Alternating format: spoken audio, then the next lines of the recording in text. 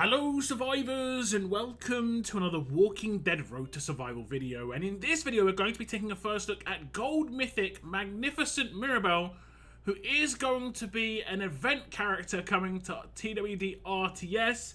The event will start in January, and the only information I had on it was the kind of information that was in my teaser video earlier on, where it was talking about waltzing through strides of time. It was kind of interesting information. If you want to go check that out, you can.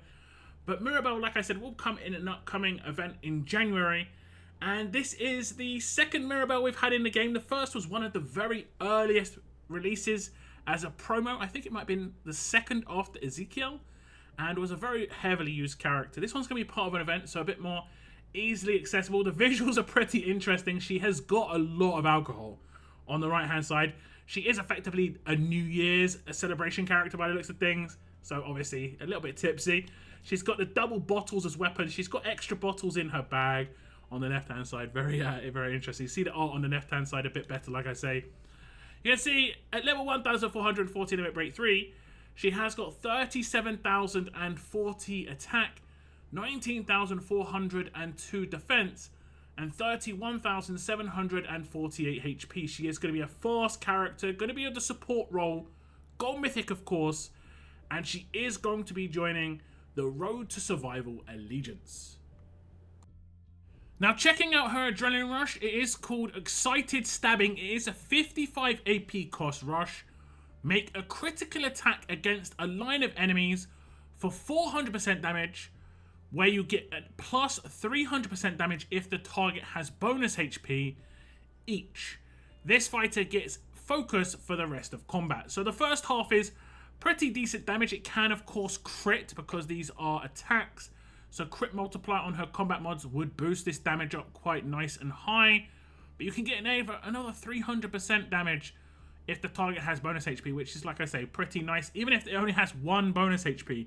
This is where teaming up Magnificent Mirabelle with someone like Julie could be really good, because she reduces bonus HP but doesn't eliminate it, and Magnificent Mirabelle would still get bonuses there. This fighter getting focus for the rest of combat is nice. It can maybe make you decide on how you're going to use her combat mods. You could maybe go towards more things that aren't going to be giving you bonuses, like for instance Taunt and Confuse. Maybe not as big a deal to deal with because of this Adrenaline Rush. She will reapply it every time she does her Adrenaline Rush if it somehow does get cleansed or removed or something like that, or if she gets taken out and revived. So it's not like this is a one-time thing. So she's going to be potentially, obviously having this for quite a lot of a fight. Okay, so we are going to attack a defense team, and as you can see, there are reasonable amounts of bonus HP on this team, and I have teamed up Mirabelle with Julie, and that does mean that when Julie does her signature move against the leader character, surrounding enemies will get their bonus HP reduced. I believe she has to hit crits maybe, but as you can see, that is exactly what's happened. She's hitting crits, and there is bonus HP reduction on the surrounding characters. There is also some defense down, getting pain spread, I believe, around those characters too. So we're going to be doing pretty significant damage here. And you can see, even though it's a slither, a really small amount of bonus HP, I'm still going to get the bonuses from this Adrenaline Rush to do more damage on that extra 300% hit. So if I do this Adrenaline Rush against the top line, we'll hit for 2 hits, which can crit. Remember, you can absolutely massively multiply the damage that's going to come out here based on the weapon she's got in her hands, the combat mods. The doubling down on the crit multiplier is going to be very juicy indeed. However, do remember that Mirabelle is a support character, so she's not truly going to be built for doing crazy amounts of damage, but you could try and get a lot more damage out of her if you so wished. Now, if we look at the upgrades here, you can see at grade 3, it's going to get a straight upgrade where this fighter gets focus for the rest of combat. At grade 5, it gets an upgrade where it makes a critical attack against a line of enemies. And at limit break 2, it gets an upgrade where it gets plus 300% damage if the target has bonus HP. I think the Adrenaline Rush is quite nice. I wouldn't really say it's a very good support Adrenaline Rush. It is much more of a damage dealing Adrenaline Rush. But you could see it as someone who's basically going to be reducing the HP of characters for your major damage dealers to come in afterwards. Potentially someone like Michonne with follow-up, where she could do her signature to guarantee her takedown a little bit, more easily. Something like that. But like I said, this potentially could do a lot more damage if you so wished. You would obviously have to build Mirabelle very specifically when it comes to her mods, when it comes to her weapon, because she is losing out on the attack boost that damage roll characters do get from basic attacks. So she would obviously be doing less damage because of that. But you saw it wasn't too bad. That was without any mods and no real significant weapon upgrades. So the rush is okay. It basically comes down to how you want to build Mirabelle on where this is going to go. More attack and power, obviously she's going to be doing more damage. But if you want to keep her as more of a support role character, you're going to maybe put a weapon in her hands that isn't necessarily going to do as much damage. Maybe give her a little bit more survivability in her mods, or maybe an AP drain mod, and that way she wouldn't get as much crit multiplier. So obviously the choice is yours when it comes to that. Now we'll move on to the signature move, and it is called Draining Party. It has got an initial cooldown of turn 1, cooldown of 1 turn, number of uses unlimited, and it also has quite a lot of text there. It says stun an enemy for 1 turn if they have bonus HP. Make a critical attack against a line of enemies for 300% damage each. 1 enemy other than the target gets 1% of this fighter's attack in hemorrhage, 1% of this fighter's attack in bleed and burn damage for 3 turns, and 20% slow for 3 turns.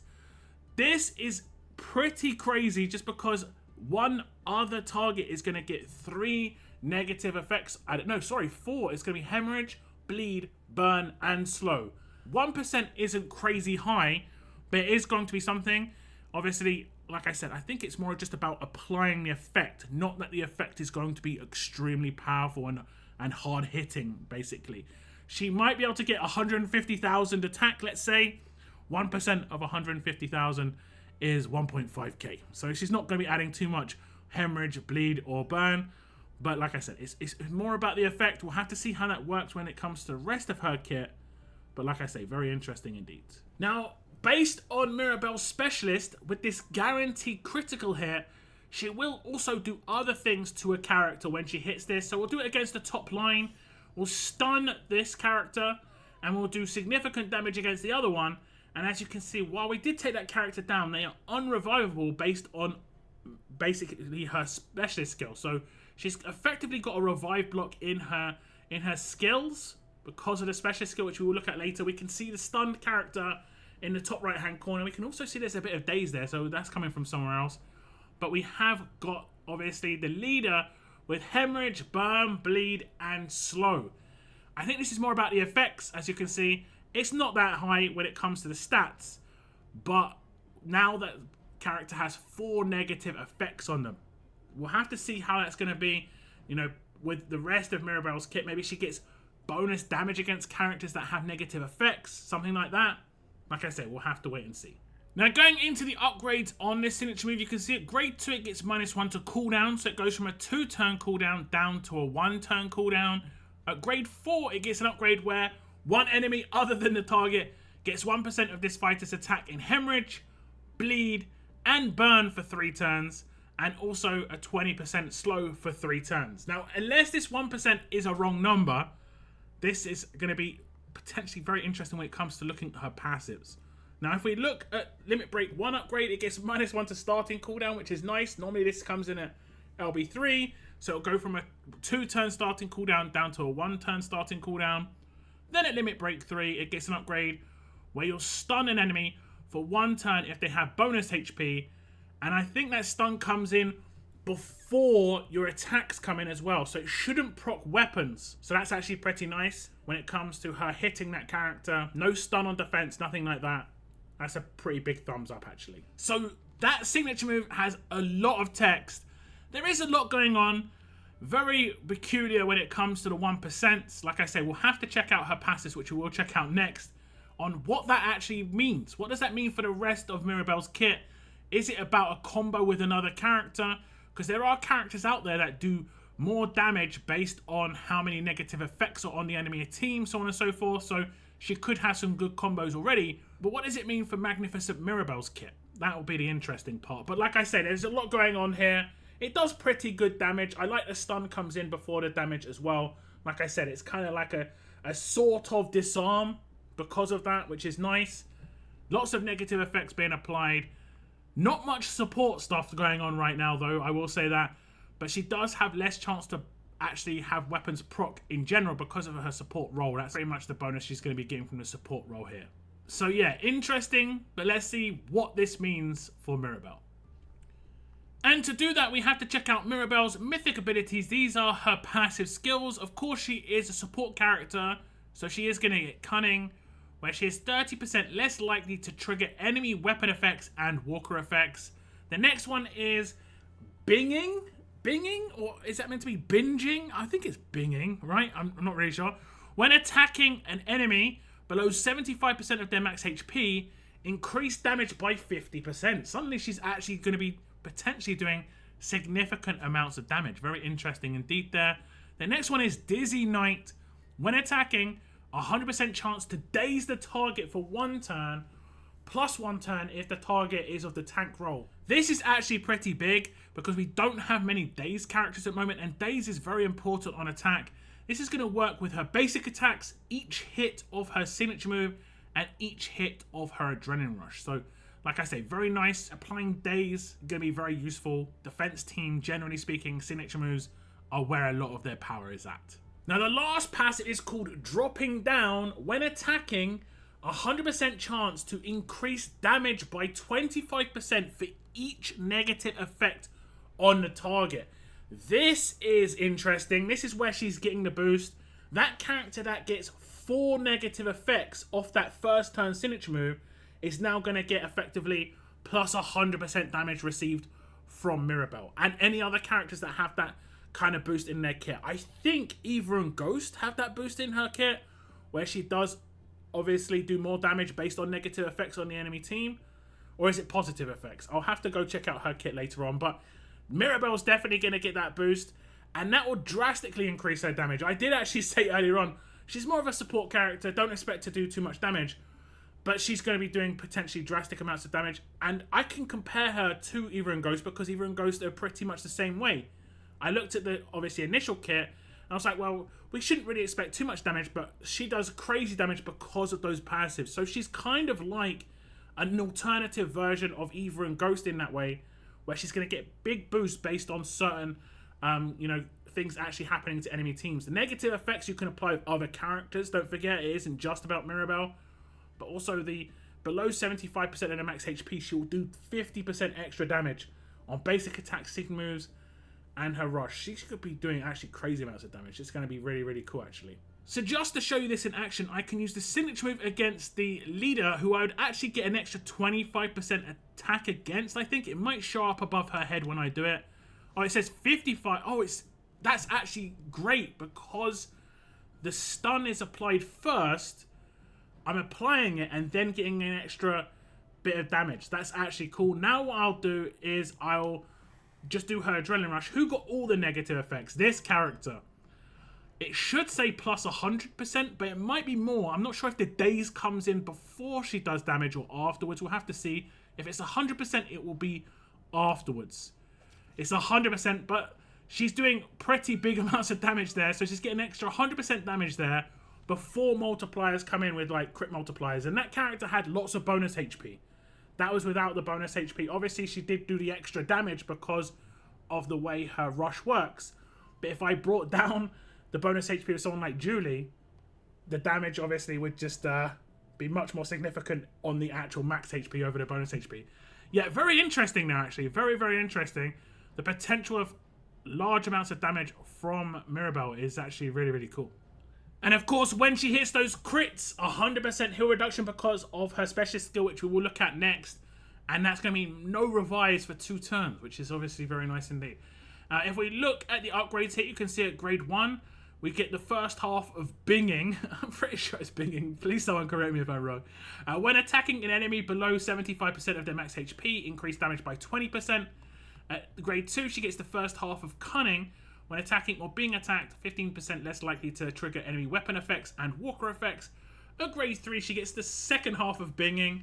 When attacking an enemy below 75% of their max HP, increase damage by a further 30%, making it 50% total. She does lose out on agility because she is not of the damage roll, but this Binging definitely is going to make up for it in certain circumstances. At grade 4, she gets the first half of Dizzy Knight. When attacking, 50% chance to daze the target for 1 turn, plus 1 turn if the target is of the tank role. And then at grade 5, the first half of dropping down, when attacking, 50% chance to increase damage by 25% for each negative effect on the target. Now moving on to the limit breaks, you can see at grade limit break 1, she gets the second half of Cunning, making it 30% less likely to trigger enemy weapon effects and walker effects. At limit break 2, she gets the second half of Dizzy Knight, when attacking, a further 50% chance to daze the target for 1 turn, plus 1 turn if the target of the tank roll. And that makes it 100% chance when attacking anybody by any means, basic attack, signature move, or adrenaline rush. And then at limit break 3, dropping down 2 comes in. When attacking, now 100% chance to increase damage by 25% for each negative effect on the target. And as you saw, that works with her signature move. Because she applies the stun first, you'll always get a 25% attack boost from this minimum. But if you have other characters on your team doing things like defense down, Julie spreads them around as well, so there'll be much more negative effects on characters that way. I think the team up between those two characters looks very, very good indeed. So yeah, I like this a lot. I think her passives have really made this character, obviously not much of a support character to be honest, but I think if they made her agility, it might have been too much. If they made her control, again, it might have been a little bit too much with some of the things she's applying when it comes to effects. She's doing daze, stun. She has also got a fairly heavy control-based like specialist skill because she is adding some control there, which is very nice. So I think her being a support character is probably the best option that they could have realistically given her while not making her too crazy. Event characters are never going to be too crazy, but I think this event character actually looks pretty nice when it comes with the passives. It really has brought the kit together. And we haven't even looked at the specialist skill, which is also very, very top tier in my opinion. So yeah, very nice passives. Mirabelle could be like a baby Eva and Ghost for free to play, which would be very, very nice indeed. And seemingly could have some nice team ups with previous free to play event characters as well. So you should be able to maybe build an attack team through that. Very interesting when it comes to Mirabelle here in my opinion. Now, Magnificent Mirabelle does have a specialist skill, and it is Devastating Blow. This is a better specialist skill in my opinion, so it's actually really nice that it's going to be on an event character. When this specialist performs a critical attack, they will remove all bonus HP from its target and apply 100% heal reduction for 2 turns. The heal reduction is the main draw here.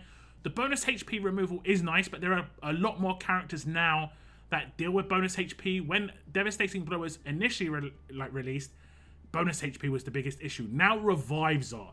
So heal reduction coming in at 100% rate means that they're going to effectively have a kind of time-based decap where that character can't be revived for a certain amount of time. I think this does actually block Halo revives, except from Halo specialists. So if someone's a Halo specialist, this does not block it. But if they've got Halo as a buff, it might block it. I'm not actually sure about this, but we can test it out right now. Okay, so what we're going to try and do is just show you how the interaction of Devastating Blow works. We'll hit the crit here, and we'll hit the crit here. And you can see they've both got 100% heal reduction. That is clear. I'm going to use this signature move here, and it will take out Morgan. But as you can see, he no longer has 100% heal reduction. It's been cleansed because he is a Halo 2 specialist. Now, I'm not sure, but the same might happen here when we take out this character. Let's see. She's got 100% heal reduction, and she no longer has 100% heal reduction. So even the buff cleanses heal reduction, and heal reduction can't block Halo. So that is one thing to obviously note when it comes to the usability of the 100% heal reduction. But because Mirabelle is a fast character, you could potentially use the Marcus Ransack weapon in her hands and to steal away buffs as she's doing attacks, and then it would definitely work. So obviously not as powerful now that Halo is quite prevalent, but in combination with particular weapons, it shouldn't be too much of a problem. It's up to you how you want to gear out your Mirabelle though, but that could be a nice little combo. Although it does depend on what her base weapon has, whether it's worth switching it out for that weapon I talked about. And here is that attached weapon, Mirabelle's dual champagne bottles, plus 40% attack, a huge bonus to AP when attacking, improved AP down When attacking, a 60% chance to cause minus 50 AP, and increased crit multiplier by 35%. The base weapon is quite nice. It would have been absolutely beautiful if that last slot was ransack instead, but maybe that would have been a little bit too much. But still, I think this is a pretty decent weapon. Lots of control. That third slot is control, and there isn't any or many resists to AP drain, so it doesn't matter that she's not a control character, and 60% chance to proc is massive. Your general AP drain mod has like 20% chance to proc if you're lucky, because it is a minor chance, whereas this is a guaranteed 60% chance. So more often than not, when she hits a character, she will drain 50 AP, which is pretty much their entire adrenaline rush. You're not going to have too many characters being able to adrenaline rush the next turn. You would have to have a command kind of comboed, or they'd maybe have to be a particular specialist that gains AP. You know, that would be the only way. So yeah, the base weapon is nice, but would the ransack weapon work better? It really depends on your team makeup. Ransack is almost vital nowadays, and Magnificent Mirabelle could be really good with a ransack weapon in her hands, but so could someone like Julie. So you could potentially use one or two, depending on which, you know, team up build you want to go for. Maybe one of those characters is better to have it than the other. Obviously, like I say, it's completely up to you. But the base weapon isn't too bad. You could just upgrade the first slot, 5% upgrades, and get a nice heavy hitting weapon here. Or if you wanted to change out the fourth slot, you could, but that third slot is definitely the big draw, so don't switch that out. If you don't like the third slot, just use a completely different weapon. This base weapon isn't too bad. So that was Gold Mythic Magnificent Mirabelle. I do love the name. A bit too long for the title of this video, so it's just going to be Mirabelle. But I do like her kit. I think she's actually one of the better event characters we've had in recent times. While she is kind of promoted as a more support-based character based on her role and so on and so forth, I think she could potentially do really, really nice damage. Kind of, like I said, comparable to the likes of Eva and Ghost in terms of how initially it didn't look like they potentially would be a heavy damage dealer, and then they turned into one of the heavier damage dealers that we have. I think Mirabelle is going to be pretty much the same sort of thing, but for a free-to-play. So it won't be as good as Eva or Ghost, of course, but it still could be very, very hard-hitting. Crit multiplier is definitely the way to go in her kit, but if you wanted to make her more of a control-based character, obviously that part's up to you. And it is worth noting, this is also, I think, the third or even fourth fast character we've had in a row. Dwight, Richards, Carol, and now Mirabelle. It is nice to switch up the traits from time to time, even if we have like 1 or 2 in a row that's the same, but 4? Well, I don't know what you guys think about that, but I'm not too happy about lots and lots of fast characters, but maybe you guys are. But let me know in the chat what you think about Magnificent Mirabelle. I want to thank you very much for tuning in, and as always, keep on surviving, guys. Keep on surviving.